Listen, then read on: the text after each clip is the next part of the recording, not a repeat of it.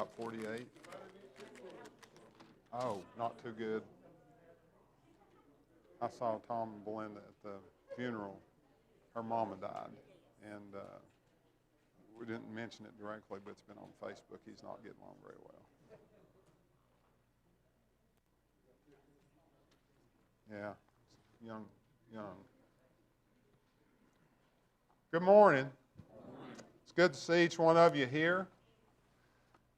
We are studying Acts chapter 15, and I want to mention 3 or 4 things as we get rolling here. Number one, I want to encourage every man to be at the men's class. We had the first one Thursday night, and that includes boys or young men. We had the first one Thursday night, and it went really well. And I think you'll enjoy being here. It's not a Bible study as much as it is developing you to be a leader, to lead prayer, to speak, to read, to do whatever we do here. There were several got up the other night and told about themselves, and the next class, the ones that didn't get to, will get to. And I just encourage you, all you men, to be here for that. And the ladies' class has been good and will continue to be. And hopefully each and every one of you that can will support that as well. Next Sunday night is going to be a different kind of service than we typically have on Sunday night. As you well know, our country is in dire need of prayer and support. And, It's not on the 2nd? Take that back. In 2 Sunday nights, good for me to know that. In 2 Sunday nights we're going to do this, but we're going to have devotion, we're going to have prayer and songs that related to the things that we need to do as Christians to support our country and to help it heal.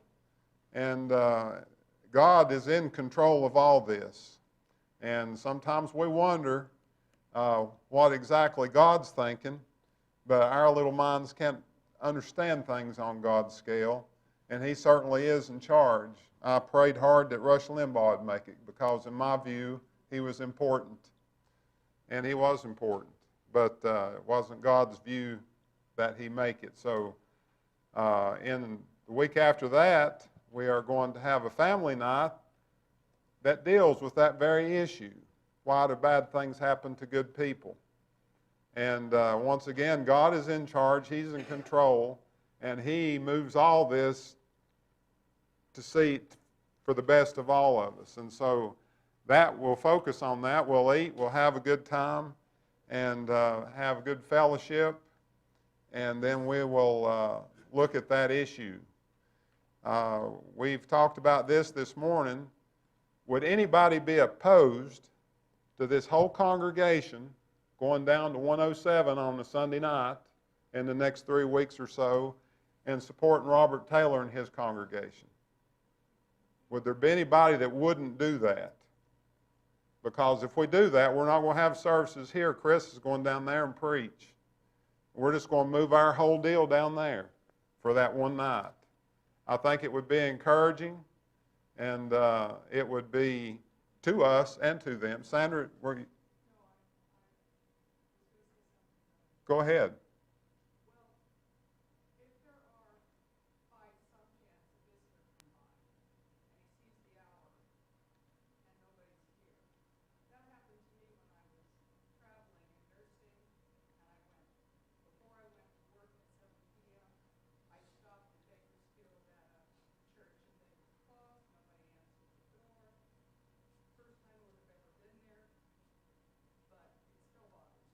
Yeah, we could post on Facebook that we won't be there that evening. Yeah, or put something on the door and that they could go down to Elizabeth and they're visiting. Any opposition? The people that would hit hardest would be Joey because he's already driving a long way, and then the people in Shady Valley. It is about 7 miles, 8 miles past Jonesboro. And if you go through 5 Points or whatever they call that down there right in Jonesboro, you go straight over to 107. That's the quickest way from here. If you know where Fender's Maze is, it's right below it. And I used to take pumpkins over there, and that's the way I went. If you live in Unicoi, you can straight down 107. And it's good to see Tim and Tracy back this morning.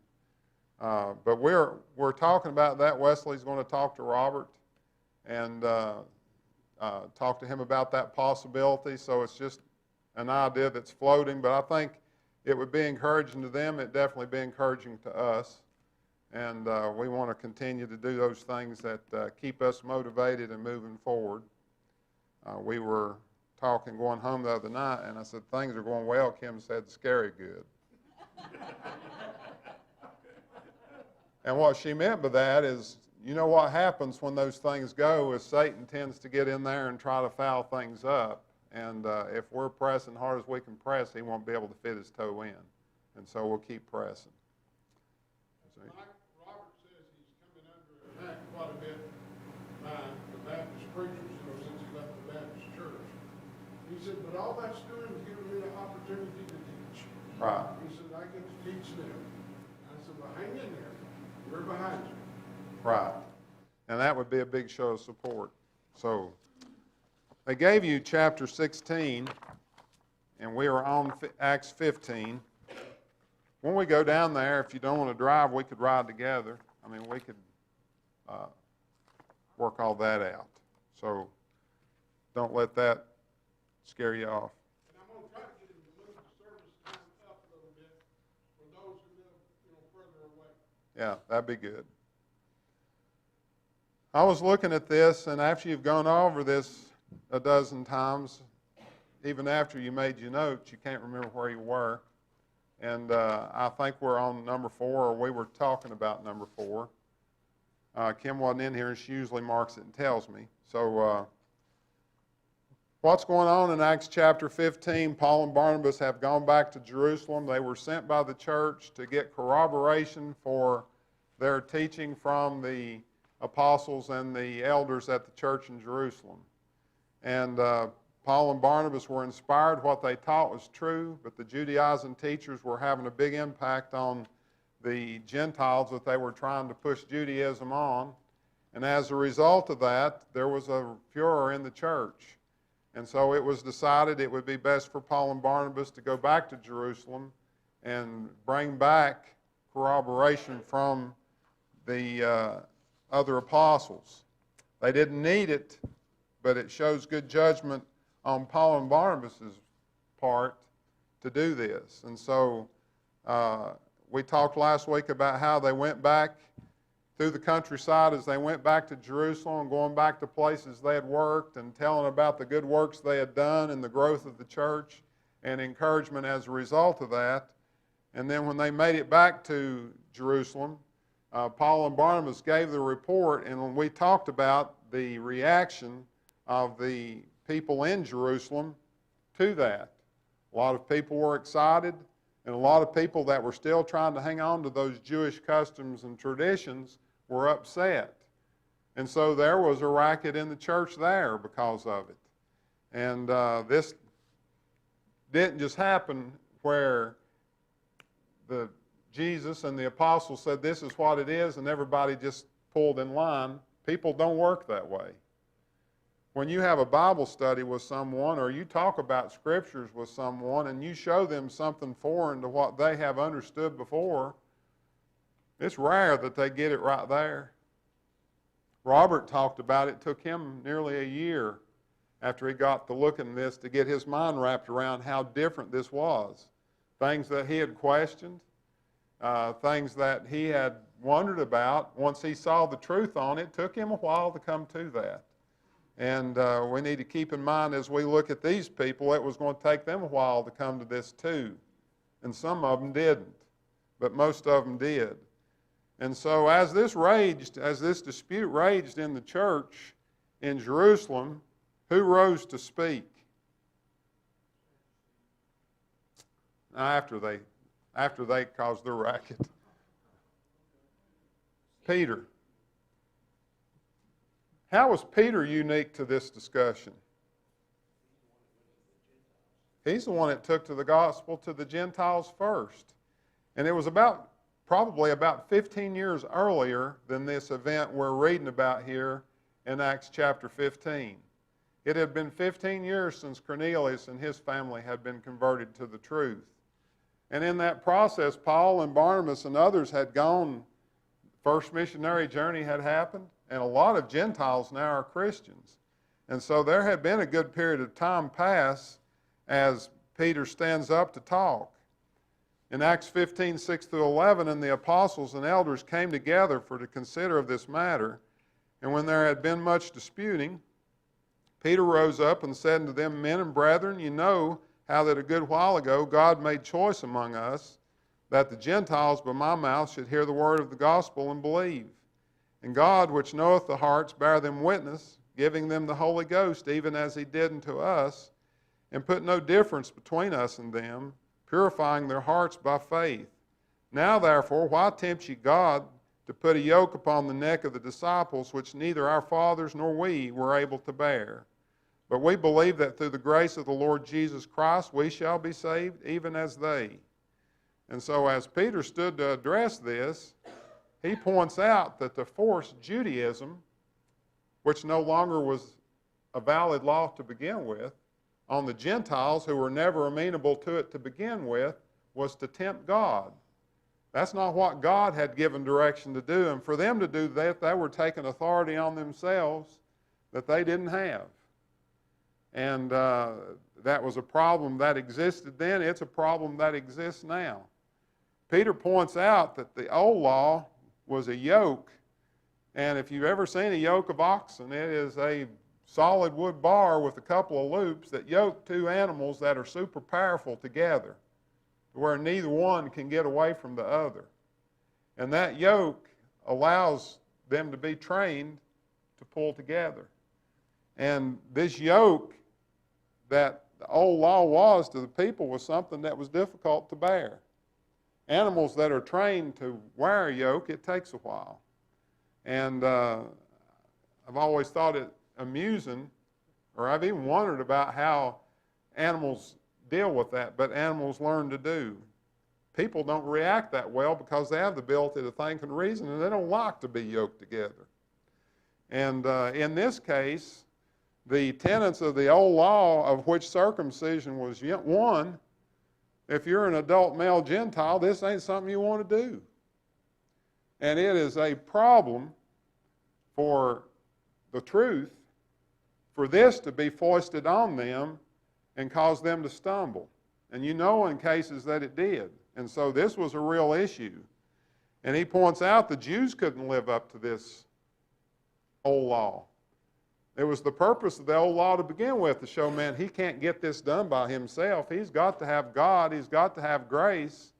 And their reaction to that, they should have known from their own history. We're not very good at this either.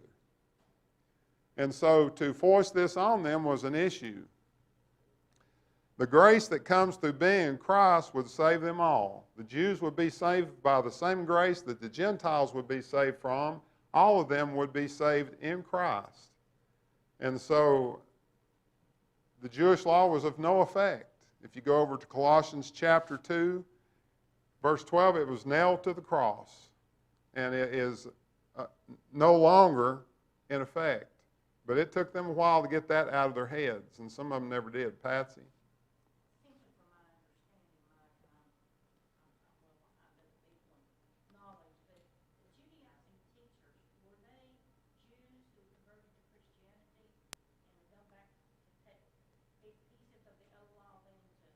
Yeah, yeah, they were. They had accepted the truth with regard to Jesus and the Messiah, but they didn't let go of that old law.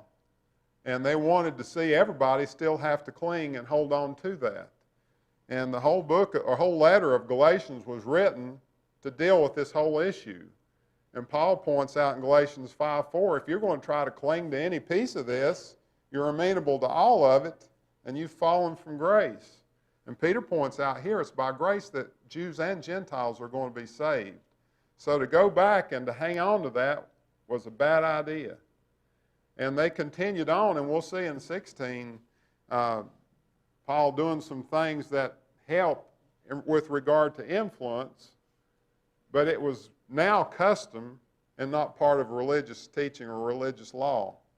And that is what's been dealt with here in chapter 15. You got a law that your daddy and mom endorsed, grandparents, great-grandparents, all the way back, that you knew was from God. It's hard to give that up.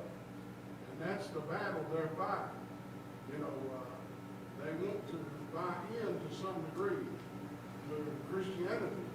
But man, how do you give up God's law in the process? That being the Old Testament. So they were fighting a real battle there. Yeah, this was the law that the Jews had known about at least for probably 1,100 years.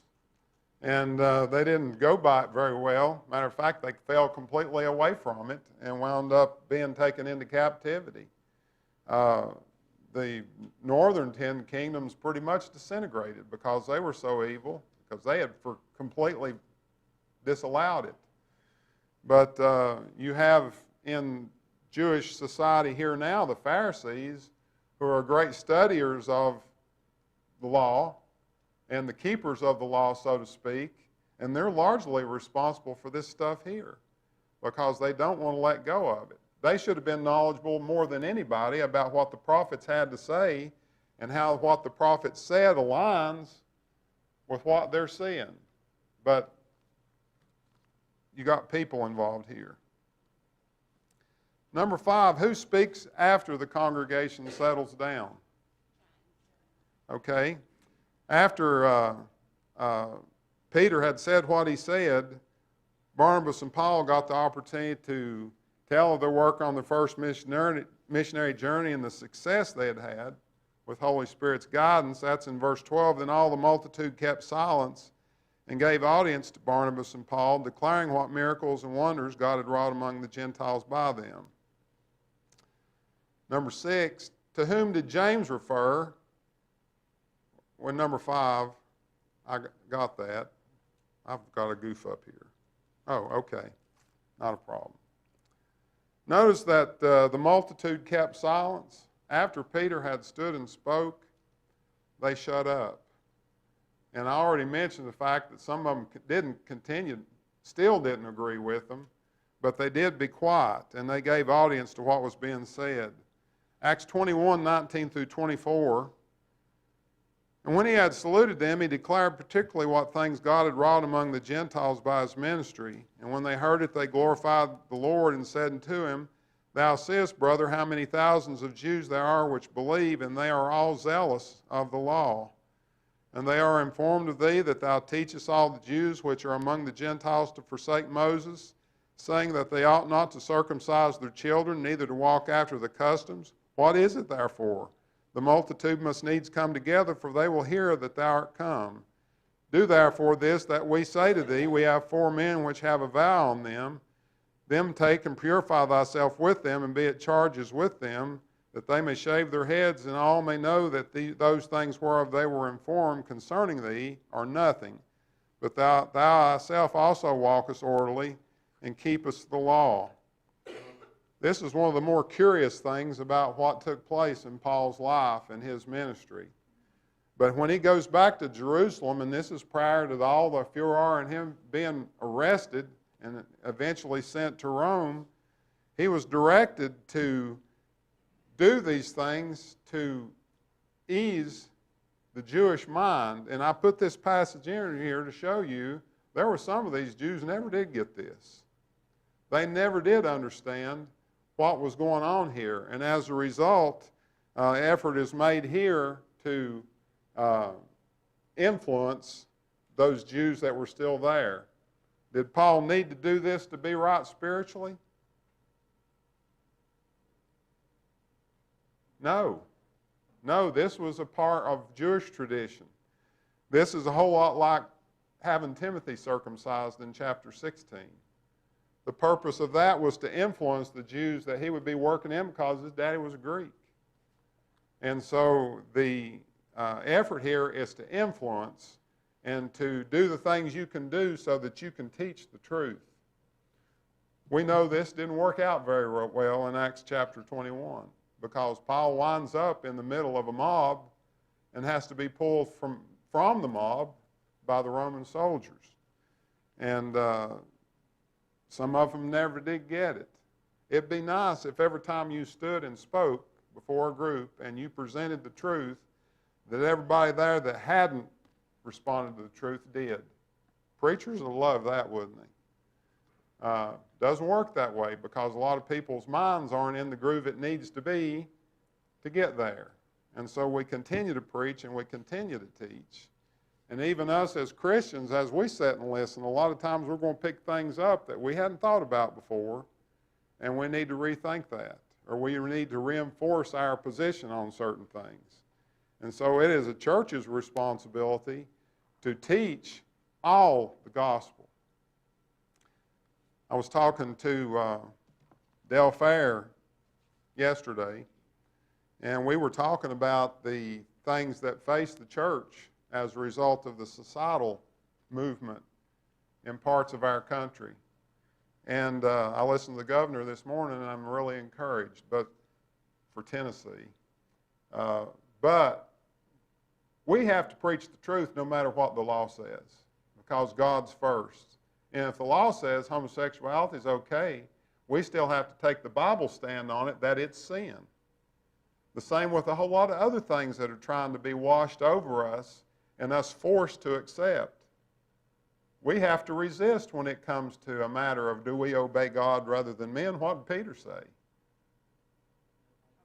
We ought to obey God rather than men. He stood before the Sanhedrin and said that. And that was not a friendly environment to say that in, but he took that stand.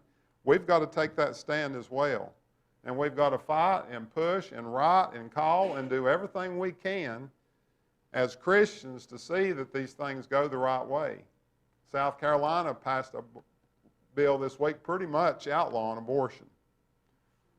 And Tennessee has already passed that bill. Several states have passed that bill. And every time it happens, there's a legal action to stop it.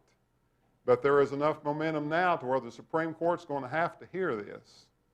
And if the Supreme Court does what I think it'll do, maybe we get a leg up on this battle. And so that's something that we need to continue to pray about because God can make it happen. And it's the most vile, evil, awful thing that goes on in this country. Among a whole lot of vile, evil, awful things, it's the worst, I think. The harvest of body parts and all the things that go on are disgusting. And so we need to be wild about it. We need to get with it. And we'll do our best as a congregation to do that. You take your opportunities to call your congressmen, senators, write emails, do everything you can to push it forward, and we'll get it done. Number 6. To whom did James refer as he gives the direction for the Gentiles? It's interesting that he uses the word Simon or Simeon. That is the Hebrew rendering of Peter's name. You think he did that for purpose? He's trying to appeal to Jews here, and so this is a effort to make them sit up and listen. He refers to Peter's taking the words of the Cornelius and the prophets who told of the inclusion of the Gentiles in the new kingdom. Acts 15:13 through 17, and after they had held their peace, James answered, saying, Men and brethren, hearken unto me. Simeon hath declared how God at the first did visit the Gentiles to take out of them a people for his name. And to this agree the words of the prophets, as it is written, After this I will return and will build again the tabernacle of David, which is fallen down, and I will build again the ruins thereof, and I will set it up, that the residue of men might seek after the Lord, and all the Gentiles upon whom my name is called, saith the Lord, who doeth these things. That's from Amos chapter 9, verses 11 and 12. These things were prophesied of, and the Jews were familiar with these prophecies. But he points out here that the residue of men might seek after the Lord, and all the Gentiles upon whom my name is called, saith the Lord, who doeth these things. And so this new kingdom was going to be all-inclusive. It was going to include all men. And Isaiah chapter 2, verses 2 through 4. And it shall come to pass in the last days that the mountain of the Lord's house shall be established in the top of the mountains, and shall be exalted above the hills, and all nations shall flow into it. And many people shall go and say, Come ye, and let us go up to the mountain of the Lord, to the house of the God of Jacob. And he will teach us of his ways, and we will walk in his paths. For out of Zion shall go forth the law and the word of the Lord from Jerusalem. And he shall judge among the nations, and he shall rebuke many people, and they shall beat their swords into plowshares, and their spears into pruning hooks. Nation shall not lift up sword against nation, neither shall they learn war any more. Of course, the church was established in Jerusalem, and Jerusalem is on a mountain, so all these things he's saying here certainly are true. And as that church is established, it's for all nations. And as the Jews were taught and they were rejected it, the word was taken to Samaria in Acts chapter 8, and then in Acts chapter 10 it's taken to the Gentiles. And then a good part of the rest of Acts focuses on Paul and his company's taking of the word to the Gentiles. Chris Casebolt, and Chris Cabell for that matter, and families came over Friday night, and Chris showed me how to use Logos. And I was looking at it this morning, I thought, what did he do right here? It's new for me. The one I've got is old, or the one I've been using is old, but it turns out the bones inside Logos are still there. I just couldn't find them. And there are so many buttons that it took me a few minutes this morning to get to where I wanted to be. But we talked about these things Friday night as we looked at this, and the value of being able to see what the prophets said and how they link to what's going on here.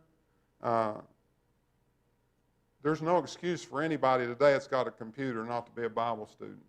All the work's been taken out of it. If you go over into Eddie and Wesley's office, I haven't spent much time in Chris's, but I imagine there's a bunch of books in there too. And there's a whole library over there of books, and people continue to give books. Years ago, when you sit down to put a sermon together, you might have 6 or 8 books laying at the left side of your desk where you've piled up to pull information from. Now you can do it all with a mouse. And boom, boom, boom, boom, it's all there. The Pharisees here had all that knowledge where the rest of the people didn't necessarily. But I was able to pull these prophecies out, and they all point to this kingdom that was going to include all nations. Peter, on the day of Pentecost, preached from Joel 2, verse 28, and it shall come to pass after that I'll pour out my spirit upon all flesh, and your sons and your daughters shall prophesy, your old men shall dream dreams, and your young men shall see visions. Peter preached that, but it's several years before he understood what he said, because those initial years were spent taking the word to the Jews, and it was Cornelius before they realized it was to go to the Gentiles. Psalm 22, 26 through 27, the meek shall eat and be satisfied. They shall praise the Lord that seek him. Your heart shall live forever. All the ends of the earth shall remember and turn unto the Lord, and all the kindreds of the nations shall worship before thee. So when James says that the prophets had pointed to this, the inclusion of the Gentiles, this is what he's talking about. All that information was there in their books. An interesting point that comes from this, if the Gentiles were to be allowed into the new kingdom, what does it say about the premillennial view that the kingdom's not yet established? It destroys it for one thing. You know, the premillennialists believe the Jews were saved one way, baptism for the remission of sins, the Gentiles were saved by grace. Everything you've read in Acts 15 plus, the scriptures you've now added to it says they're all both the same way, by the grace of God. Both parts purified by faith, purified by obeying the gospel, 1 Peter 1. So, like you said, if premillennialism is true, we've not been brought into it. Yeah, if premillennialism is true, we're hurting, because we don't have access to grace as Gentiles. That's not what the Scriptures teach. The kingdom is here. It is now. It was prophesied of. It was established on the day of Pentecost, and all the nations were preached it. All this occurs in Acts. And certainly this destroys the premillennial view with regard to Gentiles. Number 7, what were the Gentiles told to avoid?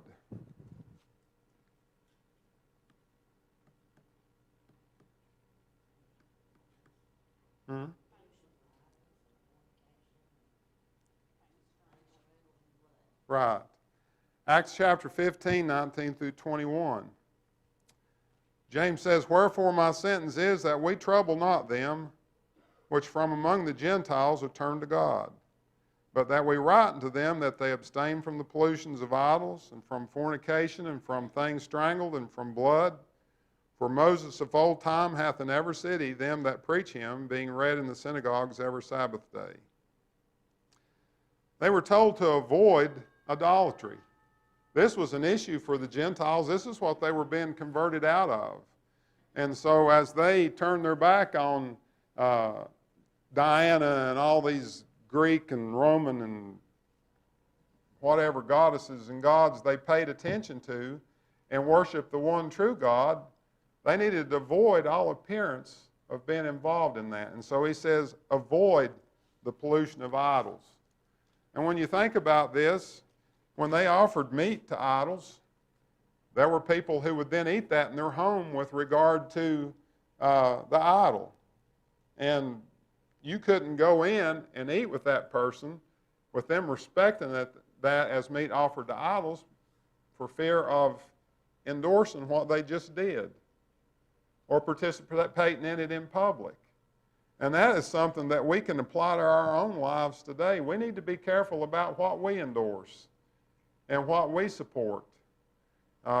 Something that has been relatively common in some families is to send their kids to Bible school of other religious groups that don't teach the truth. What statement is that making when we do that? It's confusing to the kids. What's it saying to the people that you are sending your kids to support? You're okay with it. And we've got to be careful about that. There are things that we can agree with our religious friends, but there are some things that we can't give on. And we've got to be where the Bible is in every possible way. And to endorse an activity of a religious group that doesn't teach the truth in any way is an endorsement of their activity. We've been asked to participate in different things here in Stoney Creek as a congregation with other religious groups, and all that does is say, yeah, we're all on the same page. But we can't be on the same page if we all can't be the same. How can two walk together except they be agreed? Amos, right. Amos 3:3. And so this idea of avoiding the pollution of idols applies to us as well. Fornication, for obvious reasons. Fornication is a sin that's condemned in every area where the works of the flesh are condemned. Things strangled. And then from blood. Your blood is a part of your circulatory system that goes through your body and filters the waste and the toxins that exist in your system. And then it goes through the kidneys and it's filtered out and washed away. If people eat blood, they're eating that filth. God condemned doing it, so we can't do it. But I think that's part of the reason it was condemned. And blood today is no different than blood then. And so eating things strangled, it's not properly bled out, you come in contact with that same thing. And God said don't do it, and so we can't do it. But I think that's largely the reason why. Chris? These things that James says to abstain from would have been most commonly associated with paganism in one way or another. And if you look at the position of the Judaizing teachers, they were saying, well, you have to be a Jew and a Christian. And so what's to keep the Gentile from saying, well, I can be a Gentile and a Christian? I can still do what I've been doing, but still, you know, do a little bit of what's pleasing to God. If they can do that, so can I. And so he's saying, no, you have to give up that lifestyle. That, just as they are telling the Jews, no, it is not about keeping the law anymore that makes one holy. You cannot keep doing the same pagan practices that you were doing before and be acceptable to God. Right. Same principle applies both ways. Howard? You made me think of, we are the bride of Christ, and when we go participate in what you're saying, it's spiritual adultery. We're putting ourselves on a different head. We are part of that bride, which is the church that he died for. He didn't die for error. Right. Look, that's what he did, so you can come back. But You are. It's kind of like teaching your kids not to drink, but you got alcohol in the refrigerator all the time. That do as I say, not as I do thing doesn't work. We need to be consistent. We'll take up there next week.